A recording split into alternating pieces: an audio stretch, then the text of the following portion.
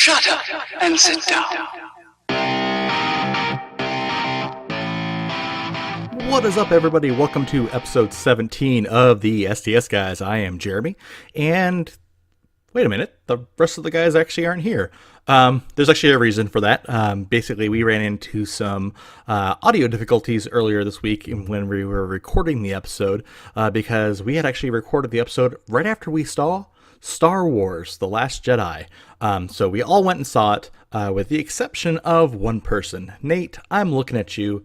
For God's sakes, please go see Star Wars so that way I can actually talk about it in the open and not be mindful of the spoilers that I want to talk about, when I see you on a day-to-day basis.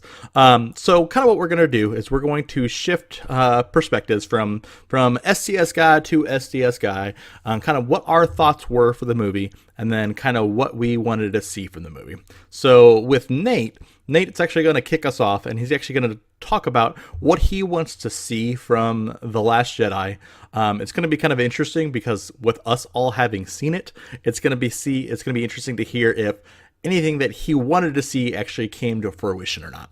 So with that being said, let's go ahead and actually kick it off to Nate as he goes ahead and tells us what he wants to see from episode 8, Star Wars: The Last Jedi. Nate, go ahead and take it away and let us know your thoughts on what you want to see from the movie. So I haven't seen The Last Jedi, but I'm really excited to see it. I'm actually waiting on some family to come in town for the holidays so I can see it. But I really did enjoy The Force Awakens. I kind of echoed some of the things that people said, felt a lot like A New Hope. But I don't necessarily think that was a bad thing. I think, sometimes familiar is good. Sometimes familiar can be bad, especially if it doesn't feel like it's new. But with The Last Jedi, I was hoping, they could take with The Force Awakens, kind of like the development they made with Rey, the development with Kylo, and kind of show us a more fleshed out universe, one that kind of explores those stories, explores why Luke is coming back, maybe why he's been in hiding for so long, what happened between him and Kylo. I really hope they explore those stories because that's what I'm really interested in. I've been a big fan of Star Wars for a really long time, so seeing a new Star Wars movie coming out, whether or not it gets good reviews, it doesn't matter to me. I'm going to go see it because I'm really interested in the story. I've always been interested in the universe. I think they have so much potential as far as this world that they can explore. There's probably other solar systems, other galaxies. Whether this continues in the trilogy and we get to see these characters build their stories out, I'd love to see just more of the universe in general. So I hope The Last Jedi has some universe expanding elements to it, maybe some new characters, some new stories to start developing, to kind of see where this goes. But I'm really interested to see how Rey develops as a Jedi. It seems like she's got really raw power. Maybe enough power that's scaring Luke, and Kylo noticed it too when they were fighting against each other in The Force Awakens. So I'd love to see how she harnesses that. Does she struggle with going dark, or is she pure light? Is she just a good person? I think each of these characters has struggled with that in their own way. Luke had his struggles where his father was trying to lure him. Kylo was sort of pushed away from his family. So it turned him to the dark, and Rey didn't really have a family, but she always tried to be a good person. So I think it's interesting to see how, they kind of align as far as their powers. Are they more Sith-like? Are they more Jedi-like? That's what I'm really interested to see, and I hope they explore a lot of that. And I hope Rey gets to learn a lot from Luke about the dangers of the Force and, how she may be really powerful, but she needs to watch out and not go too crazy because, if her power gets out of control, then it can be manipulated. And, the Sith will look for that and try to drive her to use her anger. But, also I hope we get a lot more Captain Phasma. I feel like she was sort of a missed opportunity in The Force Awakens. I'd love to know more about that story. And, traditionally from what we've seen, the stormtroopers don't really have a leader. So how did this person become a leader? Was there always a leader to begin with and we just never got to see it? That's the kind of stuff I want to know. Poe Dameron, Finn, I hope they use them a lot and help them build out the story too. That was one thing that was so great about the old movies. It's such an awesome supporting cast. Always so many great characters to explore. It wasn't just always about Luke or Leia. Han had his own story, and then Chewbacca was a part of that, and what was going on with the rebels. I hope they just kind of build that whole universe. I'm really excited to see the movie. I'm dying to see it. It's been hard not to go, but I did tell my family I would wait. So I'm just really excited. From what I've seen from Metacritic, the critics like it a lot more than the people do. It's interesting when you see that, because Justice League was kind of different. The critics hated it, the people liked it a lot more. I had mixed feelings about the movies, but overall I thought it was good. So I think Star Wars needs to be a personal experience. Nobody should take those reviews and take that and say, okay, I'm not going to see the movie anymore. If you like Star Wars, you should go see it. Now, Nate, like I said, had some interesting things to say, and I think kind of what he was looking for in regards to what we're gonna see in the movie. I think we actually ended up did seeing, like I said, a lot of that. And I think to Nate's last point in regards to whether you love Star Wars or you hate Star Wars, I think the important thing is, like I said, it's making that individual experience your own. And I have to say, I have to 100% completely agree with Nate in regards to basically, if you're a Star Wars fan, like I said, we live in an awesome time where we're actually getting new Star Wars movies. So regardless of whether you love the movie or you hate the movie, just make it that enjoyable experience. And I think Nate is basically taking that mindset to kind of actually having, read, the critics and the fans kind of go back and forth. He's just taking that in mind when he goes and sees the movie, and actually is going to go see it, number one, said as a fan. All right, next up on deck, we have Leo. Leo, I said, saw the movie the day after that we all saw it, and like I said, he offers a different perspective on his take of the movie. So I know kind of one of the scenes that a lot of people had kind of questions in regard to kind of what was happening with Princess Leia in the movie, or I'm sorry, General Leia Organa in the movie. Like I said, that was one scene that Leo focuses on particular. So take a listen as Leo gives his review and kind of explains his kind of take on that specific scene. I liked this new installment. I wouldn't say it was my favorite. On a scale of 1 to 5, I'd probably give it a 3. Echoing some of the remarks from the audience score on Rotten Tomatoes, which is trending at 56% right now. It felt a little contrived. I liked some of the nostalgia in it, though. Yoda, of course, making his appearance, and his humor. Luke's humor was pretty subtle, but I liked that it wasn't over the top. But I did like the nostalgic fact that Rey's character didn't really finish her training, not unlike Luke on when he was with Yoda in Return of the Jedi. And of course, the whole Sith ascension with Ben killing his master and then taking his place, kind of following the rules of the Sith, I guess you could say. I am interested, though, to see what the next film will bring, seeing as how Ben kind of wanted to keep or let the current state sort of die out.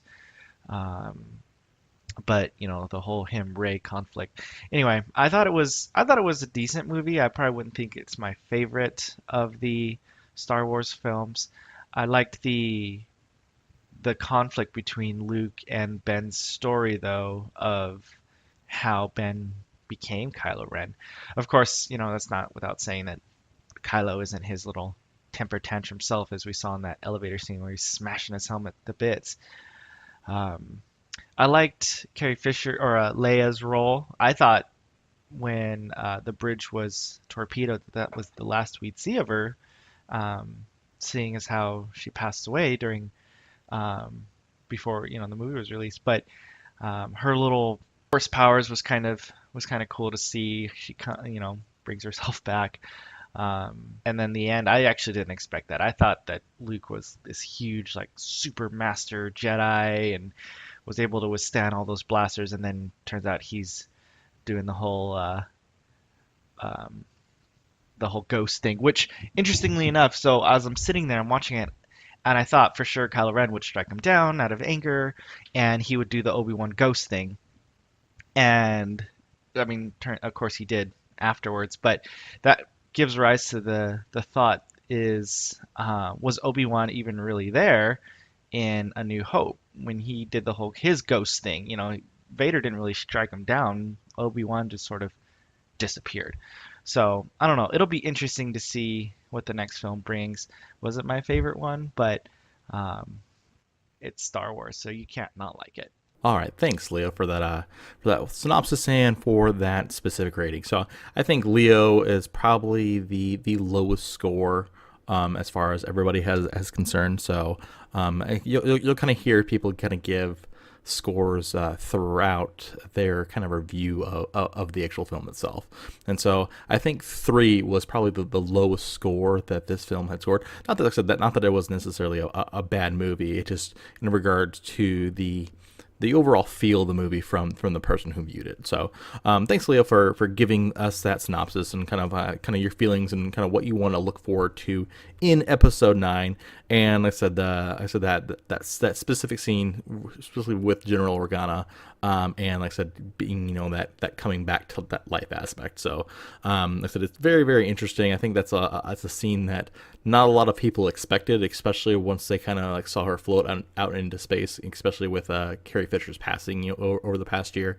So it was one of those things where I know the rest of the audience was kind of figuring out what was actually going to happen, and how they were going to play that death, her real life death in the movie, just because like I said they can't carry her on into the next episode. So we have Leo that gave us his synopsis. So next up on deck we have Larry. So Larry basically goes into some details, and so Larry, I think, came out with a new favorite character throughout this movie by the name of Poe Dameron. So take a look. Sit back, relax, and listen to Larry's synopsis and his overall kind of review of the film, and then kind of his thoughts on the new and improved Poe Dameron. Take it away, Larry. Hey guys, it's Larry, and I'm here today to talk to you about a little movie called Star Wars: The Last Jedi. I've actually seen it twice already. Saw it Thursday night when it first came out, and then saw it again on Saturday. So I've had some time to think about what I really liked and what I didn't like, and you know what? I really enjoyed this movie. More than just liked it. I think I thoroughly enjoyed the experience, especially the first time. I found myself smiling throughout it a few times. There were a few kind of fan-happy moments, like when R2-D2 plays the Princess Leia, "Help me, Obi-Wan Kenobi, you're my only hope," hologram for Luke. That was pretty awesome.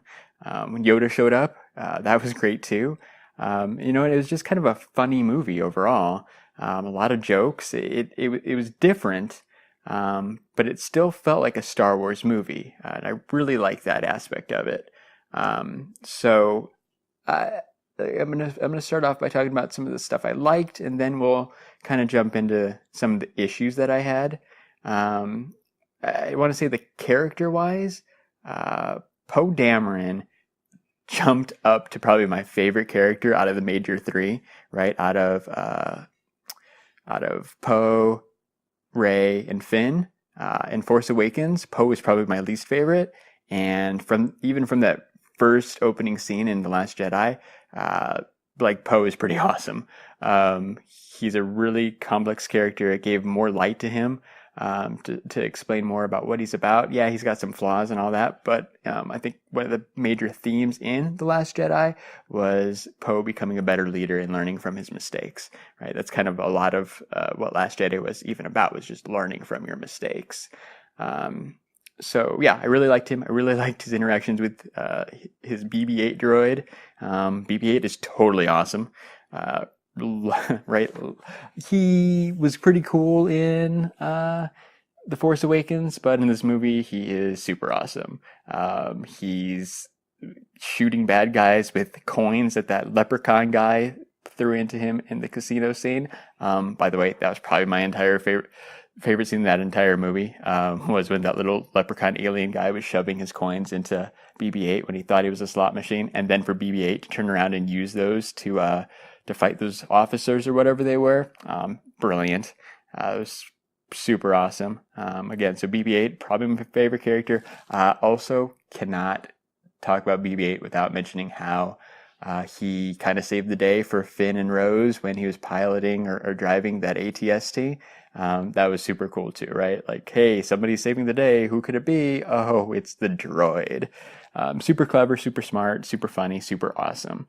So yeah, BB-8 was awesome. Equally as awesome, with far less screen time, was BB-9E, or the black BB droid, BB-8. He made just a brief appearance, but somehow he's quite menacing as he's staring down the heroes with his single red eye thing. That was pretty awesome. I think everybody was pretty nervous about the Porgs. I love the Porgs. They were they were in almost every scene on the island with Luke and Rey. Anywhere you could kind of squeeze in a Porg off in the distance, they were there. They were on the Falcon. They were nesting on the Falcon. But like, they were cute. They were adorable. They were pretty great. I was at Target today. I bought a Funko Porg plush because you know what? I love Porgs. Porgapalooza at my house, guys. Porgapalooza. Equally as awesome were those crystal wolves at the end on that rebel base planet that I have no idea what it was called. But yeah, those crystal wolf, ice wolf bunny baby thingies were pretty rad too. They actually played a pretty important role in the story. They weren't just like this background character that you showed for 2 seconds in the trailer, like I kind of thought they would be.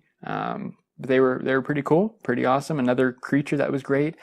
Speaking of creatures, that whole casino scene, kind of when Finn and Rose first arrived, and the camera just pans in on that casino floor, and there's all those creatures that like my eyes couldn't even keep up with to see everything that's going on. So can't wait to learn more about them. Can't wait to maybe see some pops of those kind of guys, right? Especially again, that little leprechaun guy who is feeding coins into the BB-8. Need a pop of that dude right away, Funko, please. So yeah, a lot to like. Like I said, I really enjoyed it. But yeah, I had some issues too, right? It wasn't the perfect movie. I'd say that one of the things that kind of felt weird, which isn't anyone on the production side's fault, was kind of that feeling of, hey, so when's Princess Leia gonna die? I felt like that was kind of hanging over the whole movie, right? Every time Leia's on the screen, at one point, Kylo was about to shoot his mom's ship, but he realized he could feel her there, so he took his finger off the trigger. But then a couple of his bad guy buddies swooped in and took care of that business for her and got Leia shot out into space. They're like, oh, Leia died. Nope, just kidding. Leia's gonna Superman force walk back into the ship and be just fine. But like that whole scene, you're like, oh, there it is, she's done. And then kind of near the end when they're in the escape pods and the bad guys are shooting down all the escape pods, and you're like, oh, Leia's in that one with Poe. Are they both gonna die? Like, I feel like the whole movie, kind of like what was it, Fast and the Furious 7 after Paul Walker died. That entire thing, I'm just sitting there thinking, okay, when's Paul Walker gonna die? When's Paul Walker gonna die? Totally had this for The Last Jedi too. It's like, when's Carrie Fisher gonna die? When's Carrie Fisher gonna die? And you know what? Surprise, surprise, she doesn't. She makes it out alive at the end. So no clue how they're going to wrap that up. But yeah, again, not the production's fault or anything like that. It's just one of those unfortunate circumstances that you have to deal with when an actress or actor dies. But I just, I was just thinking about it the entire movie. You can't help it. Speaking of deaths, I think one of the weakest points in The Last Jedi was the deaths of like Snoke and Captain Phasma. Right, they built up Snoke as this big bad evil guy who we get to see on the screen a little bit. He's pretty awesome. He's throwing Rey around like a rag doll, and then Kylo just chops him right in half. Awesome scene, awesome death. But man, I wanted to know more about Snoke. I thought episode 9, right, he's going to be the good guys and Rey against Snoke in an all-out battle, but no, that's not going to happen now. Kind of speaking of episode 9, I have no idea where that's going to go. That's pretty big question mark in my head right now. Also disappointed that Captain Phasma met her untimely end. Again, the fight scene between her and Finn was awesome, but now she's just kind of gone. We still have Kylo Ren, we still have Hux, and all the other First Order, noobs who don't really do anything. So it'll be interesting to see how that all shakes out. But yeah, those villain deaths, while the scenes were good, I just thought we'd get a little bit more out of them. But we'll see. The it's still got some, still got some story to explain in episode 9. I'm sure it'll all work out, but not sure exactly where it's going to go because of that horrible ending. This is Act 2 in a trilogy, right? And if all those Shakespeare classes I took in high school and, well, college taught me anything, is that Act 2's, we need our heroes in peril. I know they didn't want to copy Empire Strikes Back exactly. Fine, whatever. But you know what? Everything wrapped up way, way too nicely for me. This is my major, major issue with The Last Jedi, is it all wrapped up way too nicely. Yeah, there were some deaths. We talked about Snoke and Phasma. Yeah, Luke died. That was kind of shocking and sad. But you know what? The Resistance, the Rebels, whatever they want to call themselves now, they made it out on the Falcon. They're going to live to see another day. All of the heroes, Poe, Rey, Finn, even Rose, they all made it out just fine. Even Princess Leia survived, right? Like there was the little bit of sadness with Luke, but you know what? They weren't even sad. They're like, you know what? It's okay that Luke died. And it's like, yeah, it's okay. Wasn't expecting that, but I would have liked to see some type of peril. I would like to see some type of cliffhanger. My entire life that I've been alive, Return of the Jedi has been around. But when Empire Strikes Back came out, right, there was tons of cliffhangers, and I know the audience was just waiting for Return of the Jedi to come out to find out more, right? They just figured out that Darth Vader is Luke's father. Han's frozen in carbonite. What are the rebels? What are the good guys gonna do? Like, they just were in so much peril, and for The Last Jedi, it just wrapped up way too nicely. So, like, while it was a really good movie and I really enjoyed it, like, I kind of wanted that cliffhanger. Like, oh my God, I can't wait to see episode 9. And like, I'm looking forward to episode 9, but I don't have that urgency that I would have wanted to have. That's for me, like, a really good movie, but that's the biggest disappointment, was I needed some type of cliffhanger ending, and I didn't get it at all. But yeah, so we usually rank everything right out of 5 stars. I would give The Last Jedi a solid 4 out of 5 stars. Again, great movie. You know what? I haven't thought about it too much, but I'm going to go ahead and say it's probably my favorite movie of 2017. Way better than Thor Ragnarok, way better than Guardians of the Galaxy 2, up there with Spider-Man Homecoming. But you know what? Spider-Man Homecoming, they spoiled way too much in the trailer, and Last Jedi, they didn't really tell us too much, right? Everything I thought that was going to happen didn't, and because of that, Last Jedi, favorite movie of 2017, hands down. If you haven't seen it, I don't know why you're listening to a spoiler-heavy review, but go see it right away. If you've only seen it once, dude, go see it again. If you love Star Wars, which you probably do if you're listening to this, you need to go check out our Super Mega Star Wars Prize Pack giveaway. Did he say Super Mega Star Wars Prize Pack giveaway? I think he said Super Mega Star Wars Prize Pack giveaway. I did say Super Mega Star Wars Prize Pack giveaway. Go to our YouTube channel, check out the details on that. You can win some really awesome Star Wars comic books, a few Funko Pops, including the Chase Porg with his mouth open that everyone's going to want now that they've actually seen the Porgs. So go do yourself a favor, enter our contest, try to win that sucker for free. I'm talking way too much. This is starting to get weird. All right, somebody else talk. All right, Larry, thanks for that, providing that review of the film. I think, like I said, exactly kind of what you were saying. Like I said, Poe Dameron actually became one of my favorite characters, and it actually just happened, with that opening scene, with Poe, facing down the actual dreadnought starship. So it's one of those things where you see, this against all odds, like sort of one small fighter against this, gigantic ship. And then, like I said, insert, I think that was the perfect place to actually insert a little comedy into the Star Wars universe as well. Like I said, there's been a little comedy throughout, sprinkled throughout, some of the past movies, but nothing, that actually made me smile, actually made me laugh the way that this film actually did.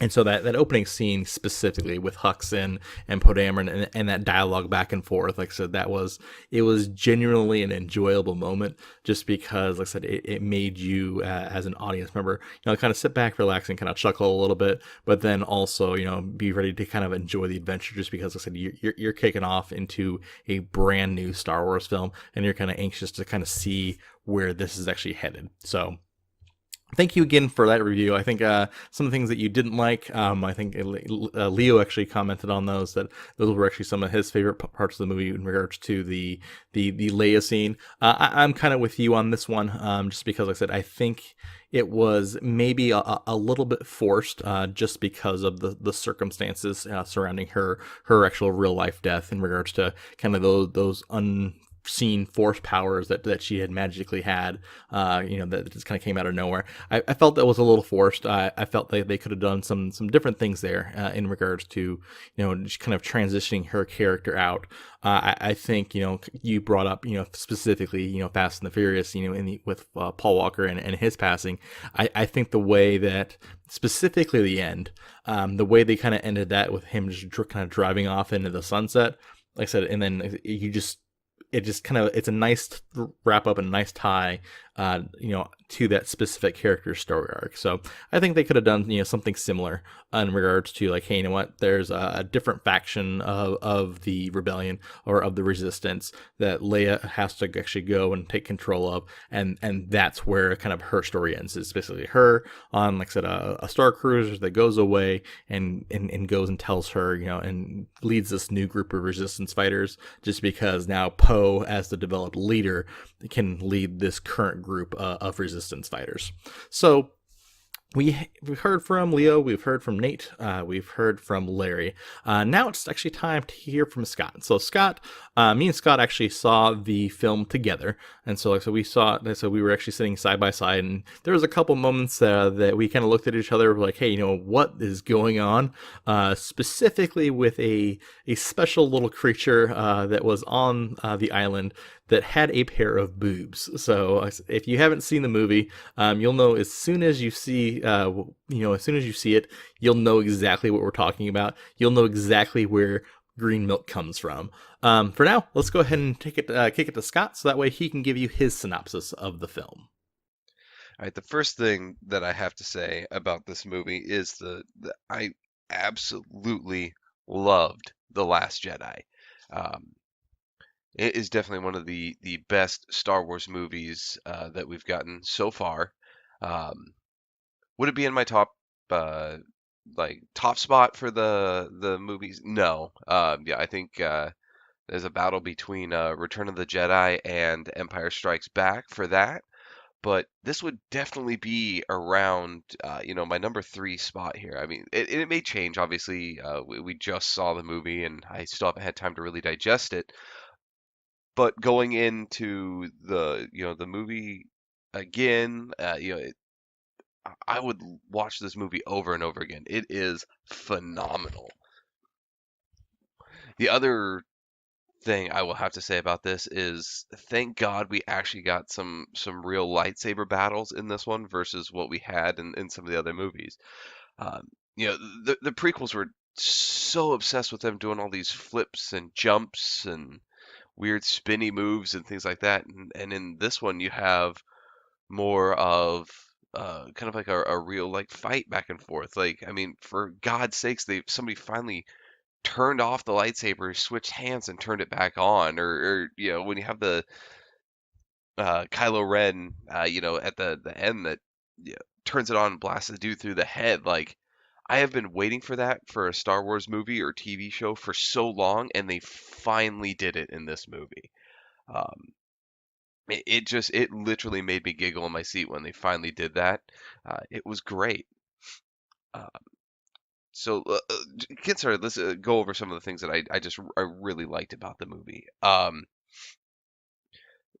I love the whole feel of it. You had a couple different storylines that were going on at the same time. So you had kind of we'll say the throwback samurai movie with Rey and Luke Skywalker trying to get trained and that whole storyline. You had this kind of like drama storyline of what's going to happen with all the people on the cruiser that's getting attacked, and then you kind of have I mean, somehow we talked about a good heist movie in one of our prior episodes, and lo and behold, they have this whole casino kind of heist things that I never expected to get out of a Star Wars movie. For God's sakes, they have a freaking where they have to go to a casino and like find a guy with a certain lapel pin. Like, it's awesome.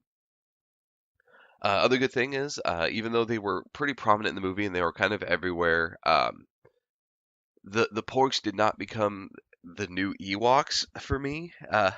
They didn't have this whole like thing. I thought they were going to have more of a kind of a starring role, and they were going to have something to do with any sort of the action. But they really just were there as kind of cute things in the background. They had a couple of funny scenes with Chewbacca, and that scene where he's eating the one porg and the other ones are just staring at him in awe. Um, was actually really really funny. So it was good to see that they didn't become my worst fear. Um, the the end scene with Luke too was great. It definitely threw us. I know Jeremy and I both question when Luke shows up, and the first thing he does, he turns on his lightsaber, and Jeremy turns to me and is like, "Why does he have a blue lightsaber again? That one just got destroyed like a few minutes beforehand." Um, And so we were trying to figure it out the whole time. Like, how the hell did he get that blue one back? Is that Obi-Wan's, or did he build more when he was on the island? Like, what's going on? And kind of lo and behold, it's that force projection. So it answered our own question, and that whole end scene with him kind of projecting himself across the galaxy was probably the coolest thing they could have done to end that film. Like, it just shows Luke is still the master here, and uses a force projection to trick Kylo Ren, and we did get to see some new kind of force powers with that. Like I said, the force projection, or in this movie, we had Snoke bridging Kylo Ren and Rey's mind to kind of mess with Kylo Ren and kind of bring an end to everything. So it was really really good. Um, that is to say that there weren't a few things that I didn't like about the movie. There were a few things that I noticed. The first thing I have to talk about is the little cow seal, elephant seal thing that's on the beach with the human boobs in their crotch. Like, and Luke goes up and milks the thing for like the green milk thing. Like, that was a little odd for me. It seemed really out of place. Um, and it was just like it just was weird. Um, I think a lot of people might think it's cute or whatever, but that was, to me, that was just flat out weird to have. It was just like this weird scene uh, that seemed a little bit out of place in the movie and just made me go, "What the fuck?" audibly in the theater. Um, the other thing about it too is there's a couple of places, some parts with that little sea cow creature were one of them, but especially in the casino where they had a great use of visual, or of like practical effects in this movie,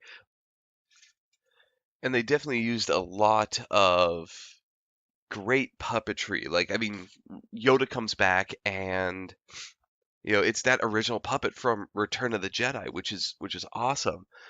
But there were a few scenes where you could clearly tell, and it really stood out in the scene, with a lot of busy things, really great effects, and then this one or two puppets that are in there that are kind of moving. You're like, that is definitely a puppet. And it's not a huge complaint, but it's just something that I noticed immediately, which definitely needs to be called to attention.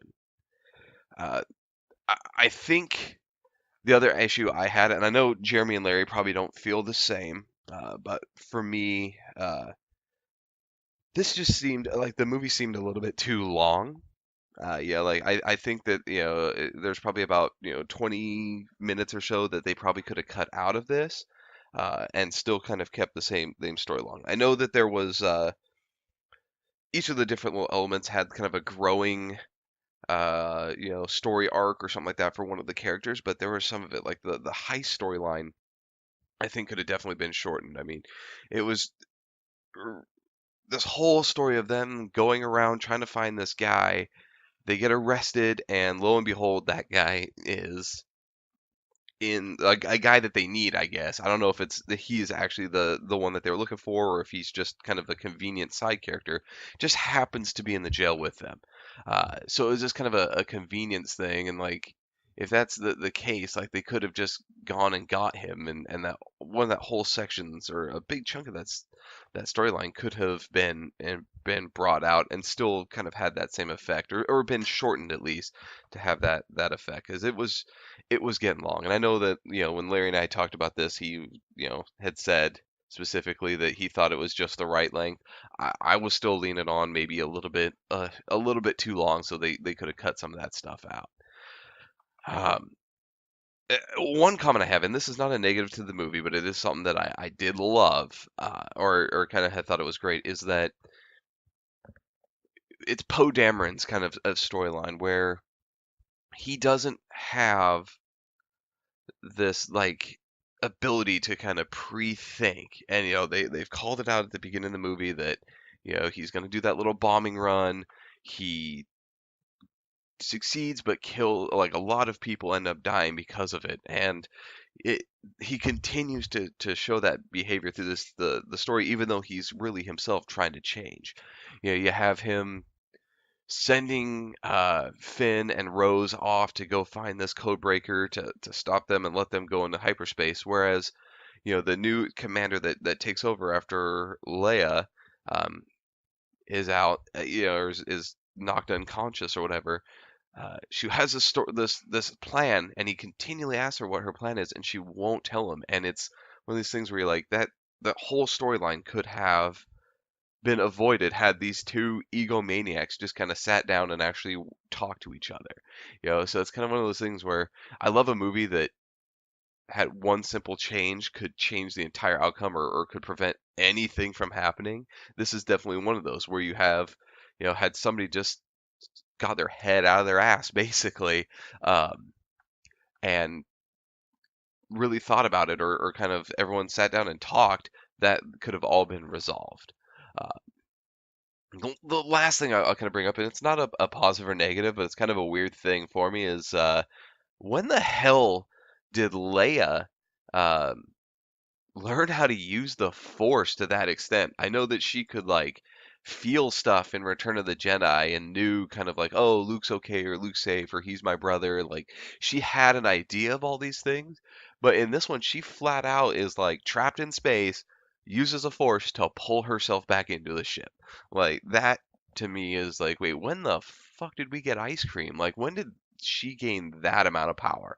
Uh, it's really sucks that Carrie Fisher died, so we don't get to see kind of maybe a future for that character. But at least we have um, a little hint that hey, she does have some power, and even with Luke gone, we still have somebody that at least kind of understands some of the Force to be able to kind of guide Rey a little bit. Um, Future wise, I am really, really, really hoping that we do get to see Luke come back as a Force Ghost, kind of to be that teacher to Rey. It would be really cool to see that he finally gets to kind of fulfill his kind of teacherly duties. Like all the teachers kind of die in the movies and come back as kind of Force Ghosts to guide people when they need it most. So it's going to be really cool in that future movie to see Luke come back as that Ghost to talk with Rey, or to kind of help guide everybody and be that guiding light. So it's going to be really cool. Um, the weird thing is, I don't know where the new movie is going to go, which direction it's going to go. This one wrapped up to a point where there's not a lot of real outstanding, storylines or any big spoiler. Like, they tried to not be Empire, so there was no major spoilers at the end of the movie, or at least things that you couldn't foresee happening, at least somewhat. Um, so going forward, I don't know. You have Kylo Ren coming off as the the supreme leader. You have Hux being this general little douchebag that he is, and you don't know what's kind of the dynamic between those guys going to be. And then you have the main storyline, which is at this point the best guess I can have is going to be at some point Kylo Ren versus Rey. I would love for Hux to step up to be kind of the bad guy and for Rey to take out Kylo Ren kind of early. I think that would be a great way to change kind of the dynamic of it, not have it be Jedi versus Sith kind of at the end, have it, that be the first half of the movie, but then the second half is actually just, them completely taking out the new order and getting rid of all that. But again, I have no idea at what point is this going to go on or how this is going to work. So I'm very excited for the upcoming movie. This one gets, kind of the motor running for more Star Wars stories, and with the way this is going, with everything, the Rian Johnson's new trilogy that he has, it makes me really excited for what he can do with that and to be able to bring that in. So overall, I think originally when I first got out of the movie, I think score wise, I was saying I was going to give it a 4.5 out of 5 because I love those, the half scores or whatever. They, every guys make fun of me every time. But um, after having a little bit of time, about a day to process it here, I'm going to change that around. There was a couple things, like I said, the length and a few things that I didn't like. I'm going to put this one at a 4 out of 5 for my score. All right, thanks, Scott, for your review. Like I said, me and you had talked about this specifically just because, like I said, we actually saw the movie together in regards to kind of our overall feelings, and we had, like I said, close ratings overall. I think you said you had downgraded your rating, to a little bit to a 4 out of 5. You said I had actually, so you had downgraded yours from a 4.5 to a 4. I had actually upgraded my rating from a 3.5 to a 4. So we actually now have our overall rating of the film exactly the same. So what Scott was saying in regards to some of the different things with the movie, like I said, those were some of my favorite aspects of the film as well. Like, so for example, when they brought back Yoda, like I said, it wasn't some, great CGI Yoda. It was the actual practical effects puppet Yoda. You also had some of those practical effects in puppets that are actually in that casino scene as well. And I think that basically gives credit to the overall movie in regards to hey, you can actually have a decent overall movie without having, to overdo it with all the CGI and special effects. Sometimes, I said, those practical special effects actually, have a deeper meaning and are more connected with fans. That's something I said I noticed specifically right away. Like I said, and you could have, like I said, the little CGI scenes as well. Like, so for example, you had that scene in the movie where, like I said, there was that little leprechaun guy that was actually putting the coins into BB-8. Like he was a slot machine. And, Larry had mentioned that earlier in his review. Honestly, that was probably one of my favorite scenes of the entire movie, just because, like I said, you had this little leprechaun guy that's basically pretending that BB-8 is actually a slot machine. So, I said, it just played very well with the movie in regards to the humor. Like I said, it's a good use of CGI where you didn't have to basically overuse CGI. So, awesome review of the film, Scott. Like I said, I think kind of to your point as well. Like I said, this whole film is a synopsis of basically what it means to fail. And like I said, I think that is basically the core value of this entire film in regards to the evolution of some of the characters and the development of those characters. Is let's go ahead and show how these characters fail and how that failure actually ends up making them stronger characters to begin with. So now kind of this gives you, I'm going to give you kind of my kind of likes of the movie and dislikes of the movie to kind of wrap us out. So I kind of like to echo kind of what all the guys said. Like I said, I really enjoyed this film. It was very enjoyable. Like I said, I liked the fact that, like I said, we actually have introduced some slight comedy into a Star Wars film. I think it played very well. Like I said, I think the audience reacted really well to it, and I think it's something that played really well to all the facts of the audience. Like I said, that opening scene with Poe and Hux, like I said, and just their banter back and forth.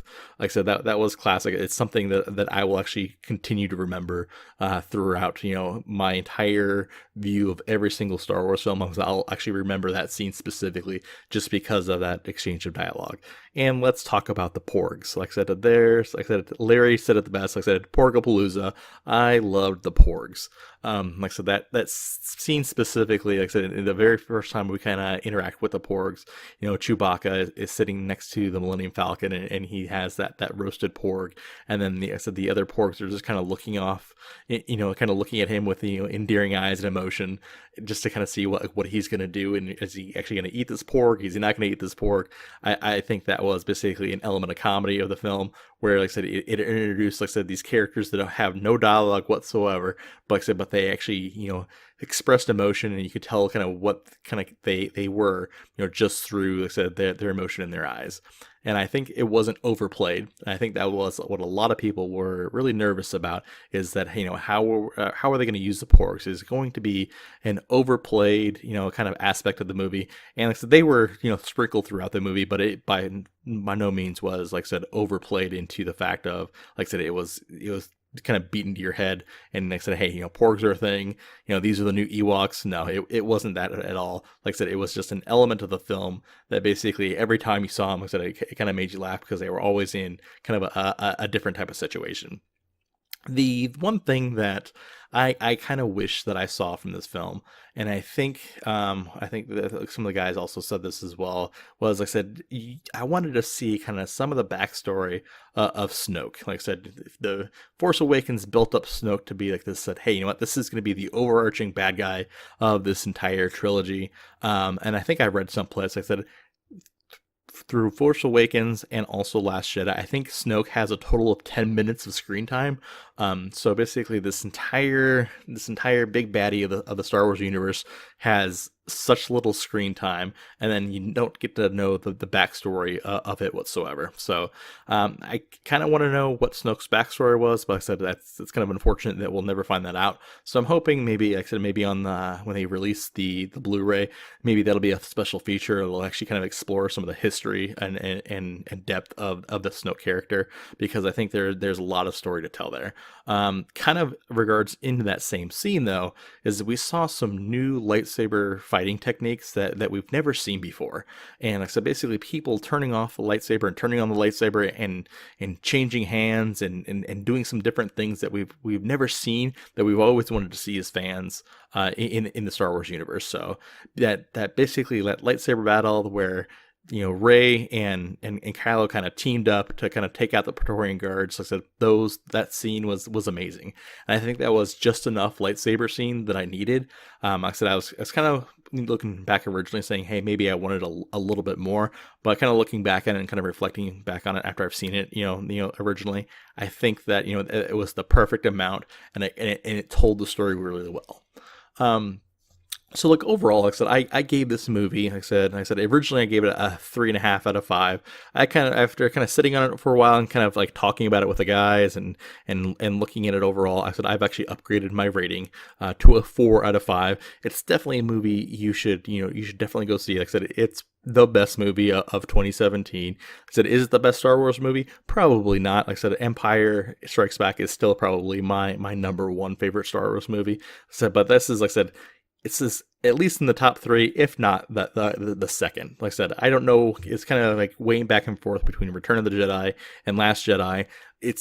One of those two is going to be my number 2, but it's definitely in my top 3. So that brings us to the end of this week's episode of the STS Guys. Like I said, it was a little bit different episode. So we'll all be back together next week when we bring you a very STS Guys super mega Christmas special. We'll actually be playing some trivia, where we'll actually be giving away some prizes to the audience as well. So be sure to listen to that episode, just because I said there are going to be some giveaways on there. Like I said, we had the video out, so make sure you had watched that video to kind of figure out how you had entered that contest.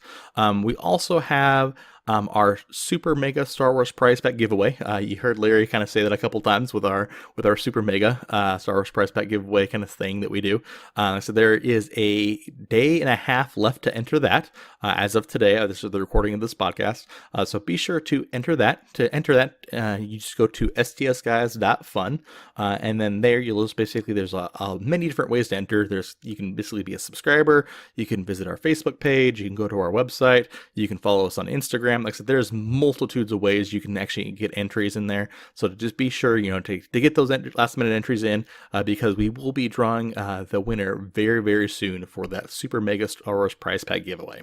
For that, make sure to check us out on Facebook at STS Guys, or on Instagram at STS Guys.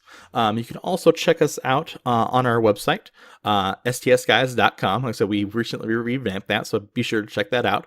And then also to make sure to stay up to date with the latest videos, just navigate to stsguys.online. That'll actually take you directly to our YouTube page. We're consistently posting content there, so that's the best way to keep updated in regards to what's going on with the STS Guys. So we have a lot of new unboxings. Nate has definitely brought in a different element of the unboxing, specifically with his Mezco figures, so make sure to continue to check those out. He's dropped a couple recently, one with the Deadpool and one with the Red Skull. Like I said, very, very cool unboxings from Mezco. Like I said, it's very kind of interesting to kind of see those and the accessories those come with, so be sure to check those out. We'll be dropping some more videos here shortly. You'll probably see a couple days kind of with here the holidays coming up where we might skip a day or two with some of the posts. But be sure, so we will be back after the holidays full-fledged and have a lot of new and exciting content for you. For now, this is Jeremy from the STS Guys signing out. Have a good night, everyone.